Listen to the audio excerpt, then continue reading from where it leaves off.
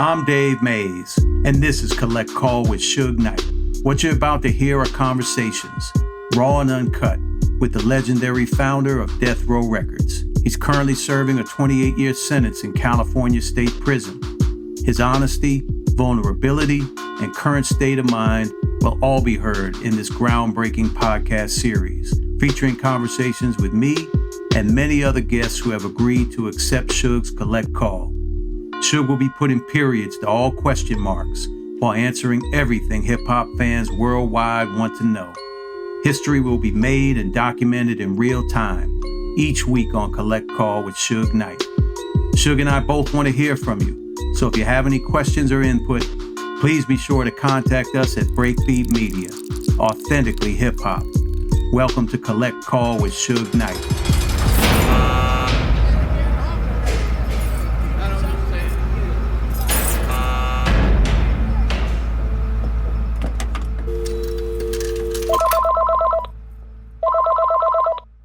Hello. This is Global Tel-Link. You have a prepaid call from Suge Knight. This call and your telephone number will be monitored and recorded. To accept this call, dial 5 now.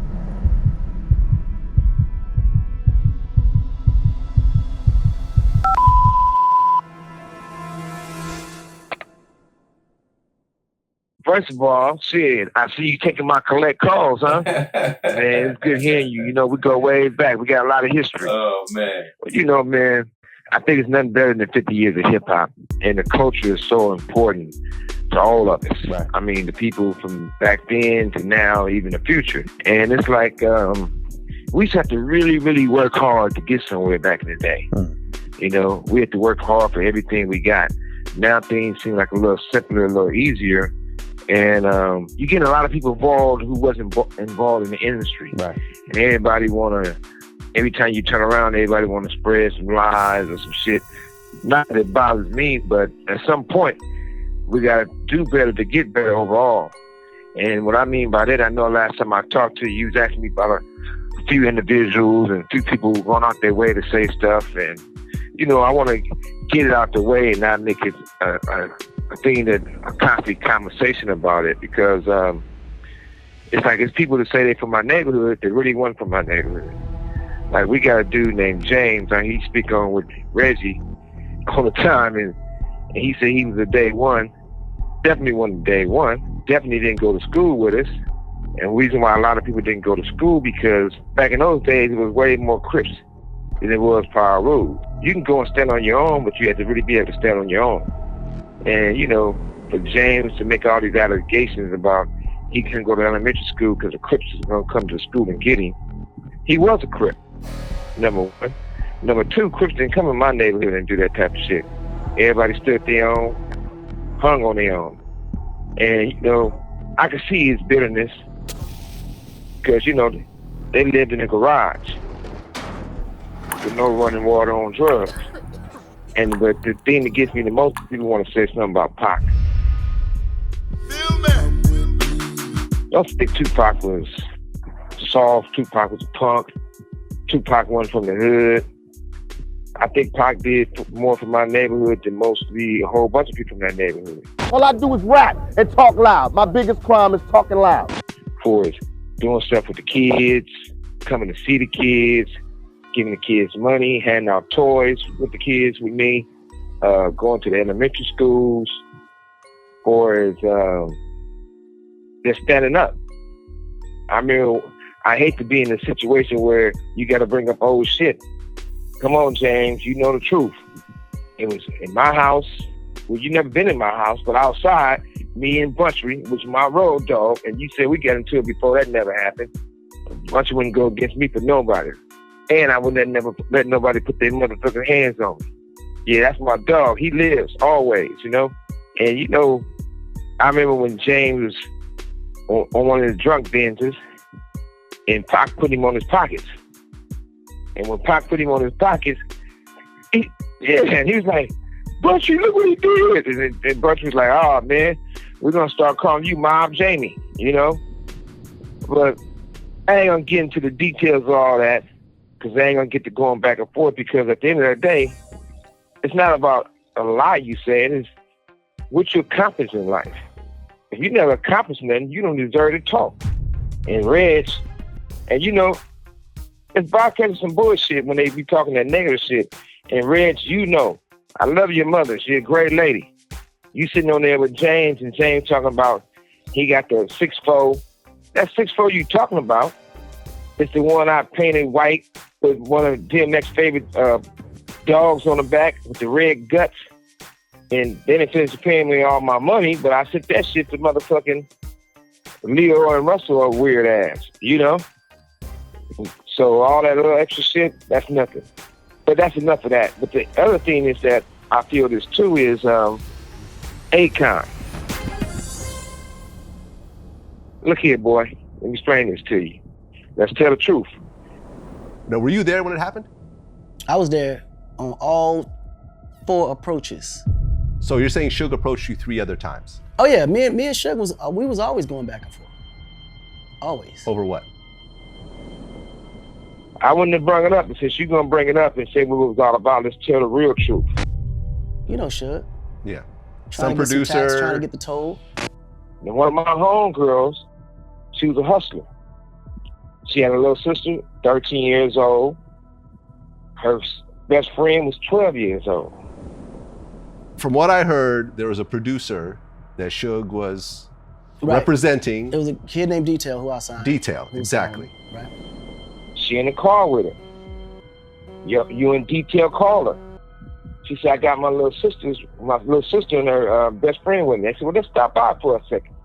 She go by y'all hotel, in y'all room. She get a call.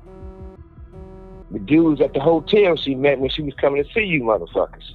He said, come by, that's for 20 minutes. She said, I can't do it right now. I gotta take my little sister's home and her friend. I'll be back in an hour. He said, come by 20 minutes. I got a big payday for you. You, Akon, said, go ahead. You can leave your little sister and her friend right here. We're ordering them something to eat. She go up to the next room. Gonna come back at 20 minutes. She said she come back about 35 minutes. When she get back in the room, her little sister and her other little girl don't want to eat. They look scared. They crying. When she get in the car with them, they tell them, Akon, you fucked the little girl 13. Detail fucked the little girl 12 years old. Y'all basically raped her. So when she told me, I pull up on her. She said she going to the police to put you motherfuckers in jail for rape. I said, nah, we don't do that telling on the police. Motherfucker, deal with it. I promise you that. So I was trying to catch you motherfuckers about that situation. So Josh said, yo, we can go to the bathroom if you can fight. We could fight. And he said at that point, Suge was like, motherfucker, I don't fight. I'll have your mother killed. You know, I'll have your whole family killed. I'll have... And Josh said he just had enough at that point. Now, you want to turn around and act like, oh, one of your homeboys knocked me out. Well, that didn't happen. Yeah, nigga swung. That ain't shit. I get there, get at y'all. I'm with my girl and the bitch. Y'all got about 20 motherfuckers with you. Akon, you went and got the police. The police got on me. Nobody said nothing till the police got there. He swung. The police tased me like I had all kind of shit. That took forever to get the shit off me. All the little wire caves and shit. I didn't trip. No harm, no foul. I didn't say shit. You shouldn't say shit. I tell you, I need to holler at him and holler at you. Y'all playing these games was ducking. They tell me, y'all up there with Chris Brown. I pull up there with a bitch. There's 20 of you motherfuckers. I get out. I holler at nephew. Tell him I'll catch him later. Fired on your motherfucking brother. Chipped his motherfucking tooth. He fell to the ground, get up running, and take off running. And the rest of y'all ran. That's the end of that. So a chomo ass motherfucker don't get to putting off stories and you know the truth. But at the end of the day, that's like weirdo shit. I'm more important about, if I'm gonna be talking where, number one, I'm in prison. I'm doing motherfucking time. Since I'm doing time, you know, I feel I can give back any way I can. The second thing, don't speak on my mother. Reg, you know, and one thing about my family, I come from a big ass family. My bitches got money. Shit, I could have sold one car. My mother had money before she passed away. And jewelry. So when somebody say they want to help out and pay for a funeral and contribute, nobody don't ask them the next motherfucker. If they volunteer, oh well, because a lot of motherfuckers calling saying, what could they do? So, Wack, we ain't gonna get into all that bullshit you talking. We ain't gonna get into no pissing contest. We already know the real on that shit. So you saying you ain't got the money to bury your mother? He like, I'm a little short. How short? He like, I'm tapped out. Secondly, but at the same time, I ain't finna argue with you. When I get there, I get there. My company, Fifth Amendment Entertainment, paid for his mother's funeral, which is me. But at the end of the day, don't sit up there and lie and say I rolled up off some motherfucking yard and I couldn't be on the line. That ain't true. Motherfuckers check my C-files, anything and everything about me. One thing about it, my being a high notoriety and high profile person, it seems they put certain people on certain yards. It's actually easier on the line for me than being on this yard. I refused when I first got here, so I was in a hole. But I'm not gonna stay in a hole when you locked up 23 hours a day. You can't get no radio, can't have no TV, can't have no fan, can't have no hot pot, can't get no taxes, you only can spend a little money on canteen, can't really get canteen. Well, I want to torture my motherfucking self every day for, which I had nothing to prove. Now, you want to be this big bad motherfucking pound on your chest? One of your homeboys on the same yard. But at the same time, he had to get lifted in a helicopter. He got stabbed too many times. He damn near died. Still ain't the same. But it's not here or there pointing the finger at motherfuckers. I think the most important thing that we all need to understand is that if you got a platform to speak on something, either we can do some good and help each other, or we can keep the motherfucking bottom of the barrel. I came from where it started from day one, where it was hard to be in this industry. Where it was to the point where I'm the first one told people about your masters. When I was telling people about masters, they said, what is that? I ain't no slave. People didn't even know what it was to own your masters too. I made sure I owned my masters. At the same time, when I got in this business, rap music, hip-hop, whatever you want to call it, was getting 5% radio play. If they got 10%, they was popping champagne bottles. They said that wouldn't happen. I went from 95% of my stuff on the radio, either on Death Row or somebody I was managing, to 97% on the radio was my shit. So that's history. But at the same time, Dave, these new motherfuckers some bad motherfuckers, and I appreciate them. Like we've been talking about, this podcast business is going crazy. Podcast is like the next form of media that's going to take over. And so as you know, a couple of years ago, I decided to create Breakbeat as the first hip hop podcast network. And what I'm seeing is an opportunity to build a platform for hip hop, something similar to what The Source did back in the day, where The Source was the Bible of hip hop. The Source provided a space. Yep. Yeah. We provided a space where the truth could be told from our perspective, from our culture in an authentic way. I was able to help bring hip hop from that underground place that we were in more into the mainstream, but still keep the authenticity there. And I think over the years, a lot of that has been lost as the media has changed. Obviously, magazines have gone, by the wayside, and now you got all, from the internet to social media to everything that's going on today. So to me, there's a void. There's a need for us to build a platform that can represent the hip hop community across the generations, because one of the things they've done is divided us, the younger and the older sides of hip hop. They pitted us against each other with the narratives, this mumble rap isn't real hip hop, and back and forth. But we got way more in common. Even if somebody that's 50 years old don't necessarily like the music that's being made today, hip hop is a culture. It's a mindset, the way we think, the way we feel, the way we experience what's going on in this world. We have so much more in common. So that's why I'm trying to build Breakbeat. We're off to a great start with people like Don't Call Me White Girl and Bill Bellamy and Funny Marco, Bubba Dub, and Chris with Trappin' Anonymous. And we're going to take it to a whole nother level now with me and you getting together to build this Collect Calls platform, man. So I think this is going to be, historic and important, man. So I really appreciate you, Hey, Dave, I'm happy you saying that because one person or one group is not bigger than hip hop. Right. Or the whole hip hop. Hip hop is everyone. And we had some incredible times and we did what we did, late 80s, the 90s, early 2000s, right? But you still got people still in the game doing well and they deserve their cigars, It's just like NBA Youngboy. Man, I like that little young motherfucker. He deserves his cigar. He talks shit about that life. He marches to his own motherfucking beat. Yeah. Yeah. And then when you look at it, even Drake, he's selling out at his concerts and shit, which is a big plus.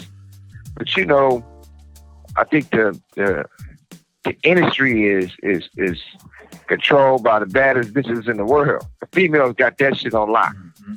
And when you look at the women, they came such a long way and they're really, really strong. They're not in the shadows of a man. They leading the way. I think Cardi B is incredible. That's probably one of the biggest stars in the industry and a great businesswoman that leads the way. Then when you look at it, those cats. This call and your telephone number will be monitored and recorded. She's such a big ass star. There's nothing she can't do and be successful with it. And when you talk about the R&B tip, I don't know these people personally, but at the same time, Summer Walker and Lizard and the other girl who did the song with Doja Cat, SZA or whatever, right? SZA, yeah. Yeah, she bad. These women going out there and they making it happen. And the young ones, man, it's like not knocking our time, but these young motherfuckers is coming in owning what the fuck they want to do.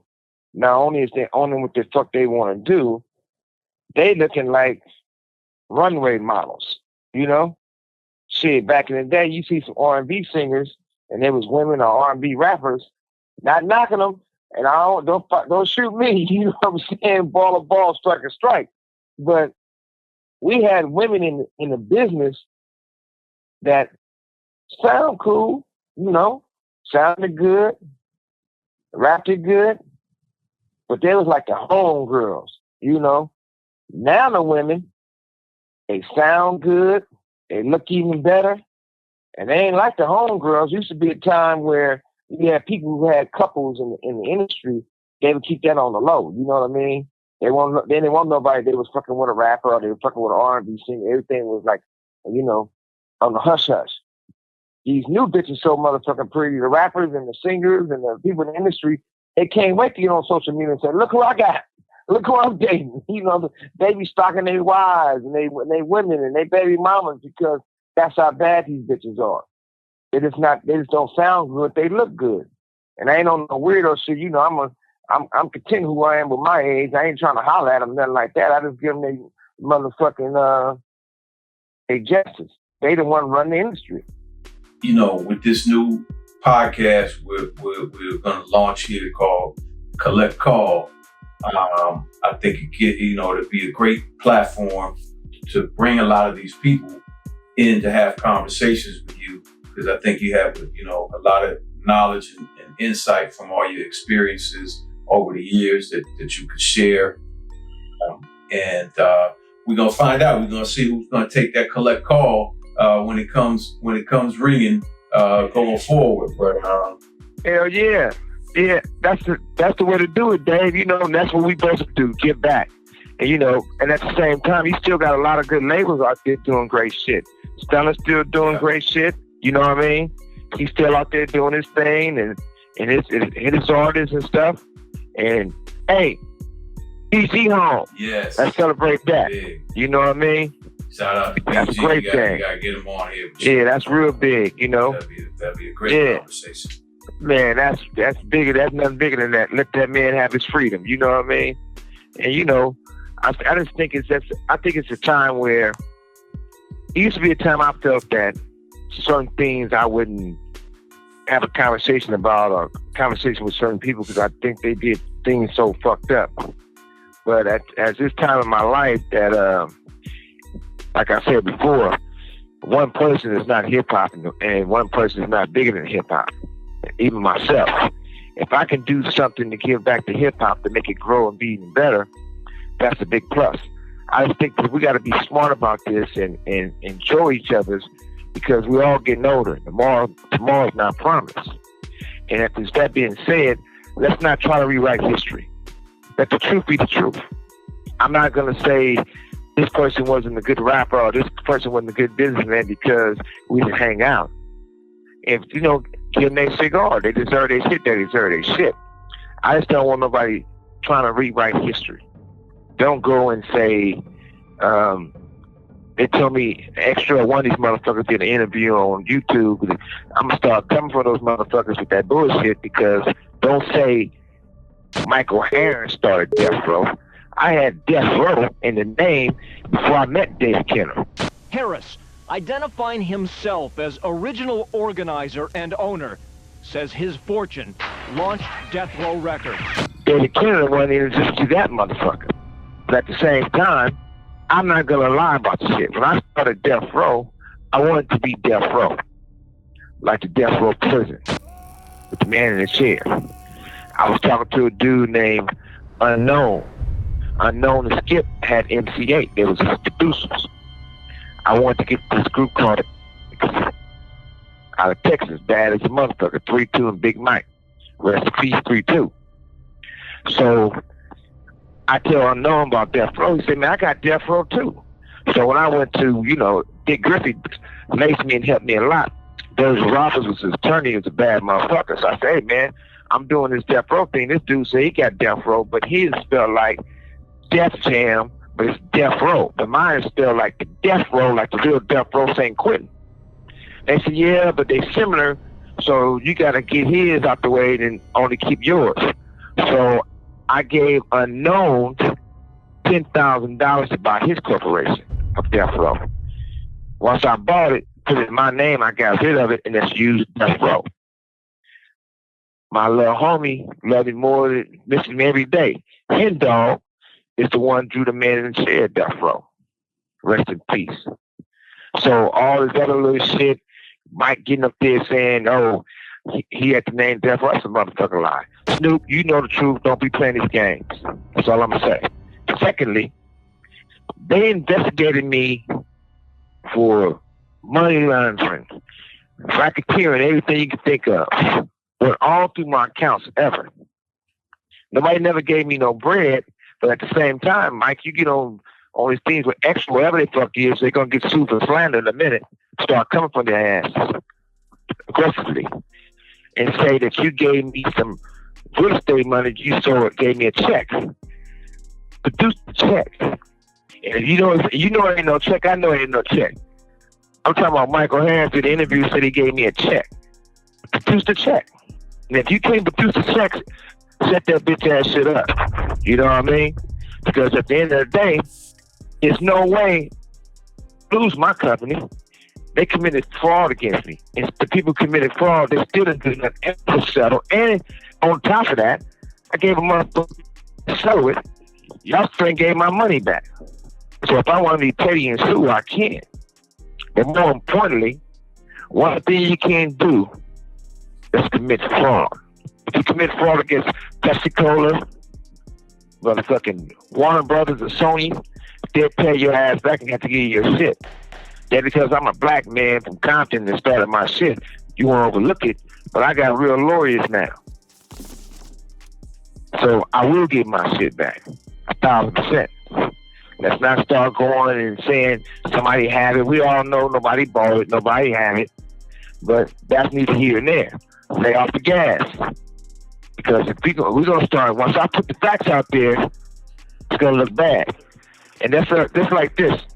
I'm not intimidated by nobody. I don't got to try to stop nobody from doing shit. Now, it was a black man got this company who funds money to another black man. They want to do some business with me. They do documentaries and little movies that they're trying to do. And they said, well, we can't do it because we talking to Snoop, we talking to Mike, and they cleans up money. So we're gonna do it do a documentary on Mayweather. We're gonna do a documentary on a few basketball players, but we're not gonna talk with the real death row, the only death row, or Suge Knight, because we friends with them. You can be like that. I'm not tripping. I didn't go to you motherfuckers. Y'all mentioned it to me. But at the same time, when you start picking sides, stick to your side. It's easy to be down when they're in a war. Or should I say, you need to be a soldier when they're in a war. The second thing I want to clear up is that he stood up there and say he came to visit me in prison. I just heard this. I met with Suge Knight and said, look, man, what you want for Snoop? And gave me a couple of bucks, $2 million, which I never would have took no shit like that for Snoop. What was the number? It was a couple mil. I got a whole list of anybody ever visited me. You got to be approved. That nigga name is not on none of it. Neither to give me anything. And the paperwork is what the paperwork says. And I did a deal with Brian Turner at Party Records and loaned Snoop services to Priority and gave him the right to loan it to No Limit. For his Pac, that's a touchy situation. That's my little brother. Love him still today. He never wanted to leave Death Row. He wasn't fucking with you niggas. Warren G, let's stop lying. You didn't fuck with Pac, and Pac didn't fuck with... This call and your telephone number will be monitored and recorded. You didn't write your album. All my artists who signed to my publishing wrote your album. Let's keep this shit 1,000. On top of that, you can take care of yourself. How are you gonna get Pac out of prison? I told Rich, I said, you tell Tupac I'm gonna bail his ass out. Oh, wow. Got beat to the punch. Everybody all of a sudden they want to get Pac out of prison. But all these people saying they love Pac, they was gonna get him out of prison, they was gonna help him, they was gonna do all this. Pac got a star. If Kobe get a award or something or a statue, I guarantee you Lakers and everybody else gonna come out. So if they really was friends with Pac and they was Pac homies, why they wasn't there? Yeah. Because at the end, everybody know the truth. The truth is the truth. Yeah. So let's not play these motherfucking games.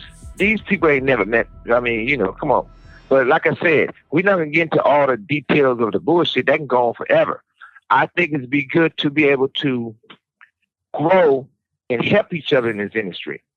I don't need nothing from nobody. I ain't looking for nothing for someone. But if I can tell you my story and tell you my mistakes, you don't have to make your mistakes. I think everybody You have 60 seconds remaining. should be bigger than Death Row or what me and Pac accomplished, because Pac the one took it to the next level. This is going to be a great way to, document the history of a lot of things, important things in hip hop accurately for once and for all. And also for today's generation to get to know you better, because a lot of people, have a very kind of one-sided perception of who you are. And, me and you've been knowing each other over 30 years, always, work well together. And I always had a tremendous amount of respect for the business side of things that you brought to the table. Hey, Dave, you my brother, man. We go back like a motherfucker. We go back like Crocus Sacks. You know what I mean? Hey, but this is the thing, Dave. I also want to give a big shout out to Lil Feet. That's a bad motherfucker. That's a new motherfucker on the ride. Young dude.